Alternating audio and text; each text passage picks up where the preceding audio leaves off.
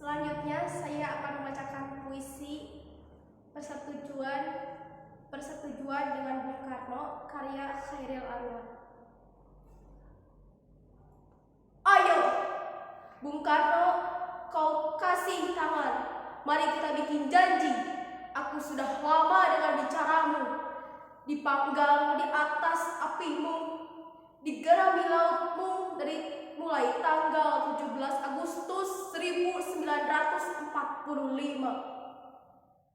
Aku melangkah ke depan, berada rapat di sisimu. Aku sekarang api, aku sekarang laut. Bung Karno, kau dan aku satu zat, satu urat. Di zatmu, di zatku, kapal-kapal kita berlayar. Di uratmu, di uratku, kapal-kapal kita bertolak dan berlabuh. Sekian pembacaan puisi dari saya. Wabillahi taufiq wal hidayah. Wassalamualaikum warahmatullahi wabarakatuh.